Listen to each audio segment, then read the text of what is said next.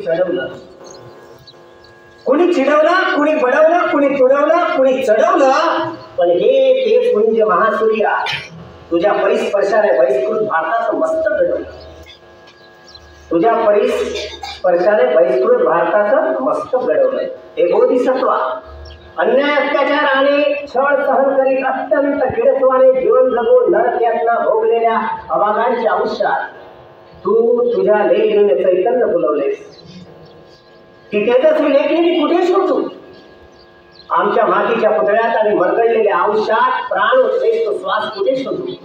हे महानायका, हे महानायका ज्या भीमा गोरेगावच्या क्रांतीचे बिगुल आपल्या शूर महासैनिकांनी फुंकले, त्या क्रांतीच्या समरांगणावरील तेजाळलेल्या योद्ध्यांचे सांडलेले रक्त कुठे शोधू? संसदेच्या भिंती हादरून जाव्यात आणि पसरावी भयान शांतता तुझ्या गर्जनेने तो बुलंद आवाज कुठे शोधू? हे महाप्रज्ञा पंडिता, अंधश्रद्धेने गोपाळलेल्या घरबांधाच्या क्रोध आणि तिरस्काराला चैतन्य हरवलेल्या लष्करातील उपाशी पोटी राहणाऱ्यांसाठी तू तुझ्या प्रज्ञा आणि मैत्रीने समतेचे न्यायालय उभारले. ते समतेचे न्यायालय कुठे शोधू? ज्या धर्म मार्तंडाने हजारो वर्षापासून स्पृश्यांचा अनन्वित छळ केला, त्यांना गाव तुझा बाहेर ठेवले आणि गुलाम केले, त्या धर्म मार्तंडाचा पुतळा फोडणारे वाकलत कुठे शोधू?